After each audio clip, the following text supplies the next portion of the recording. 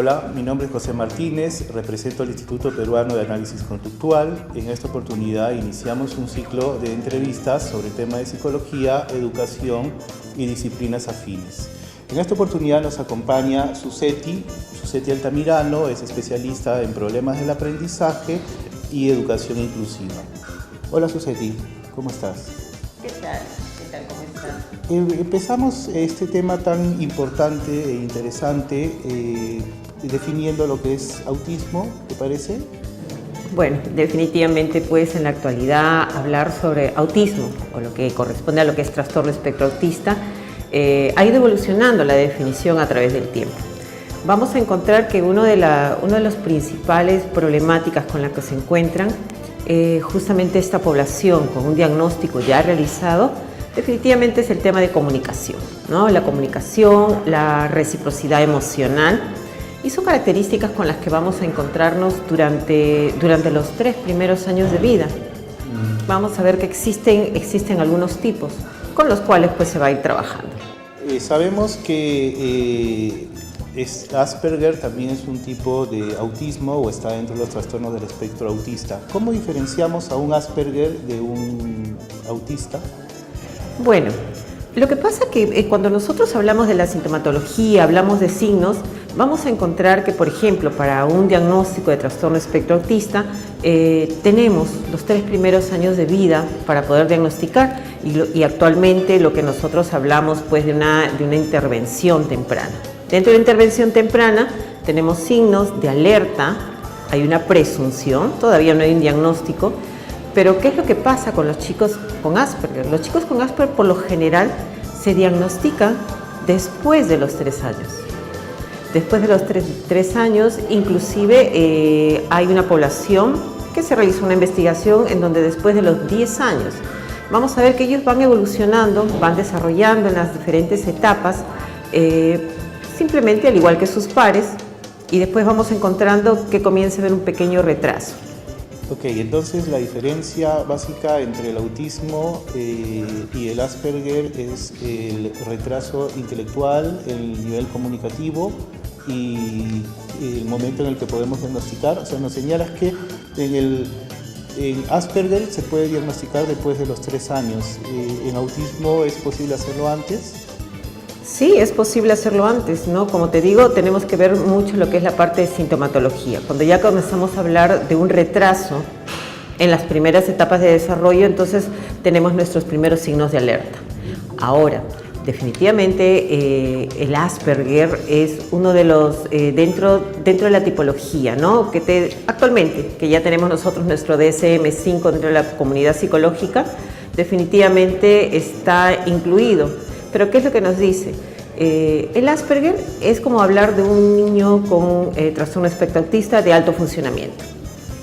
Dentro de ello vamos a encontrar, en la parte intelectual puede tener promedio o si no un nivel alto, a diferencia de los chicos con TEA.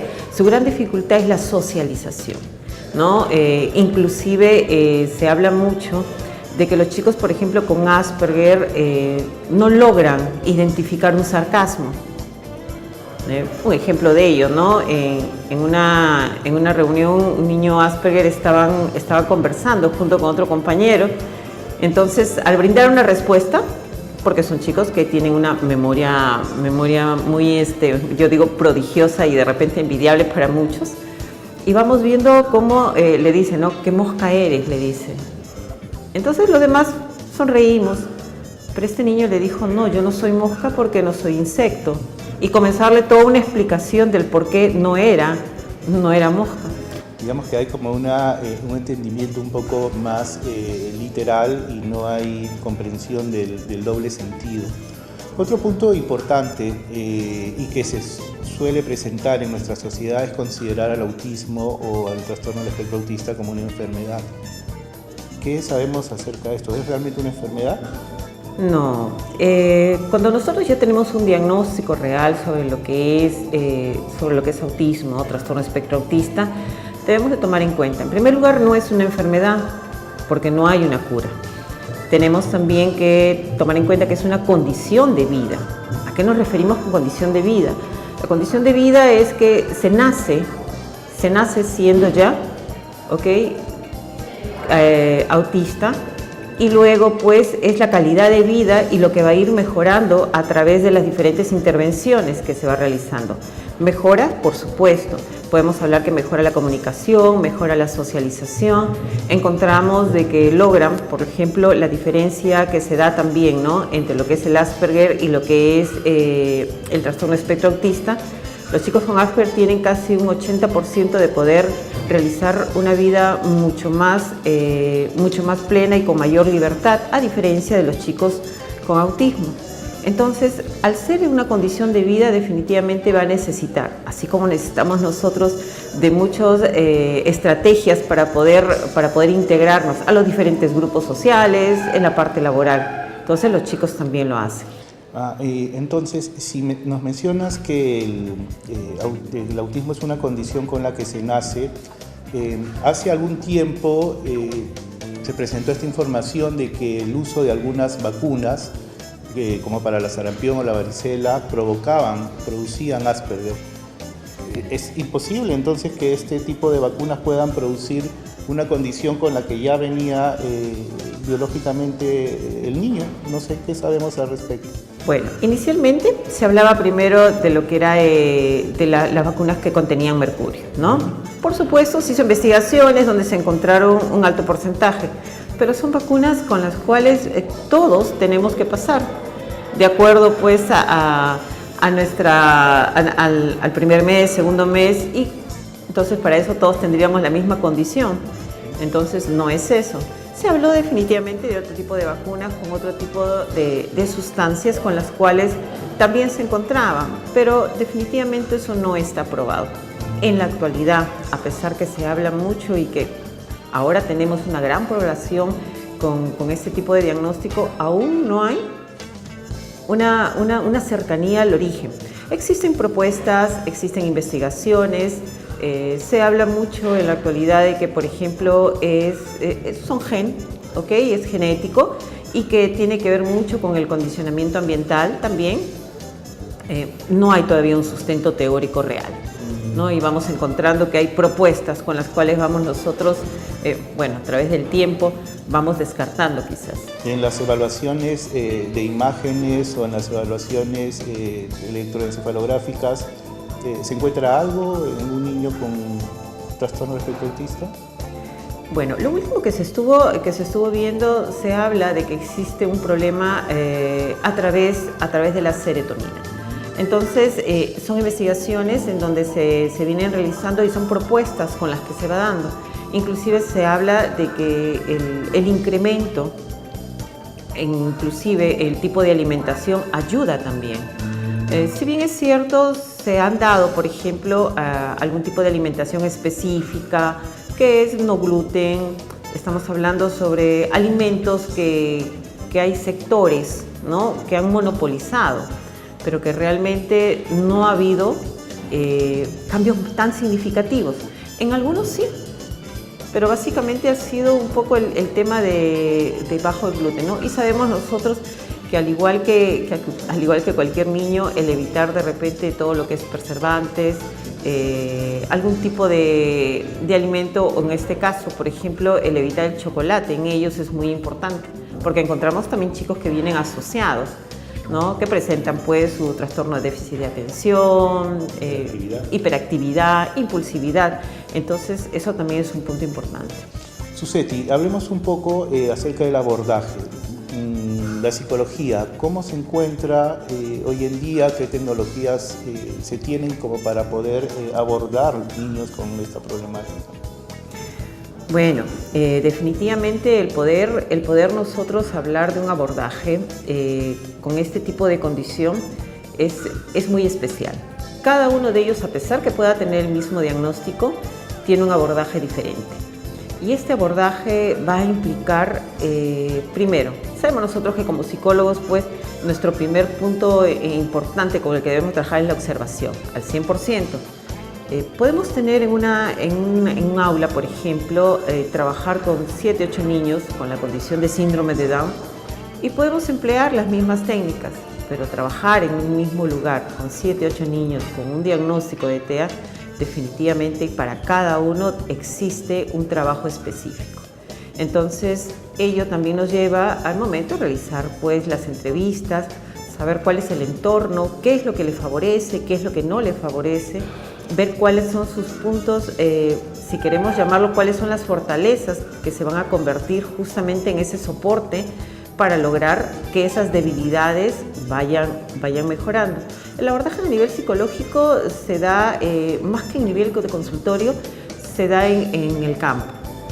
Vemos nosotros que el apoyo dentro del aula, el apoyo a la familia e inclusive con lo que ahora se hace, que son las visitas domiciliarias, un trabajo mucho más específico y ver, ¿no? Sabemos que para hablar de la condición de trastorno espectro autista es importante que organicemos su vida, porque justamente por la falta de comunicación, la falta de esa reciprocidad es uno de los puntos importantes.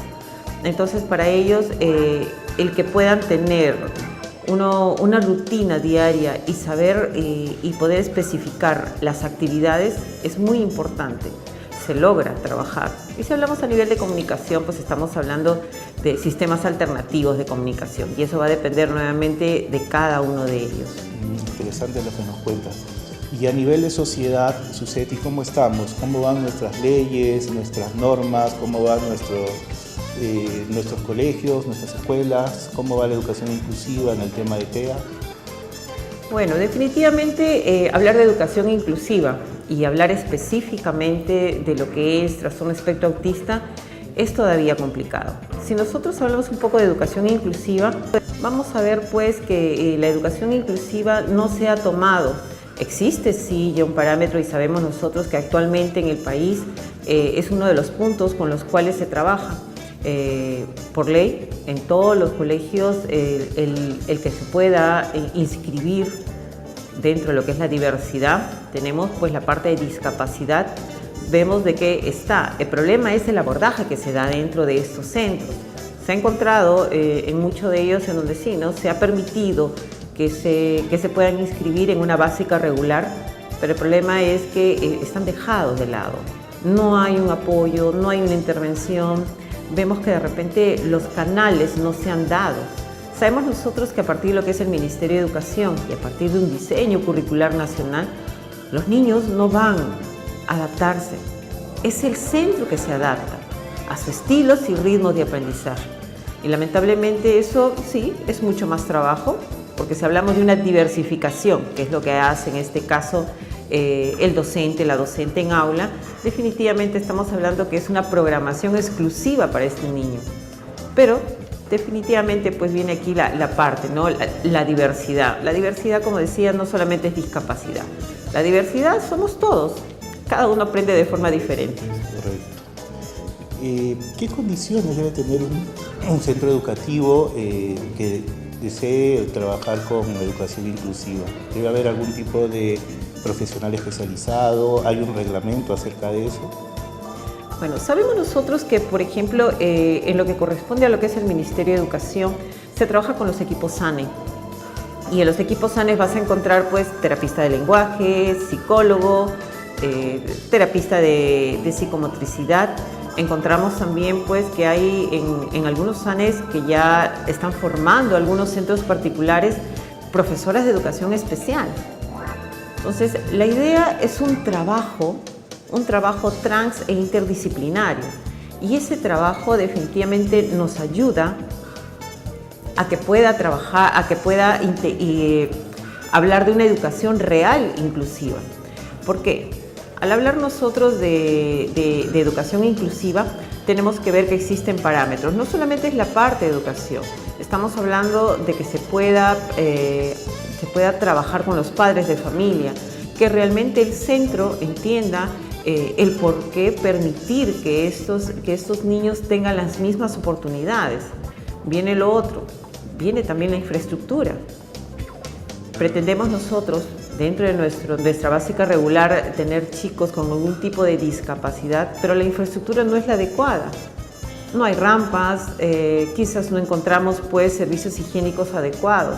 Es todo un sistema. Definitivamente sí, hay un planteamiento el cual debe llevarse a cabo y es lo que muchos centros ya particulares lo están realizando.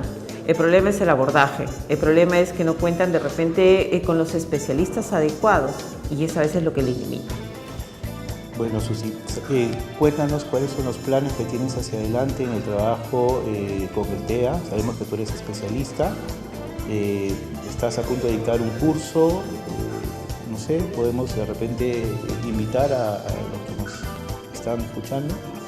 Sí, bueno, definitivamente lo que es trastorno espectro autista es un tema que se ha venido trabajando en silencio durante algunas décadas y que actualmente pues está logrando tener un espacio. Sí, voy a dictar un curso el sábado 19 de 9 a 2 dentro de lo que es el desarrollo de los cursos que tienen bien tener lo que es el Instituto Peruano de Análisis Conductual. Entonces, ahí se va a abordar muchos puntos importantes.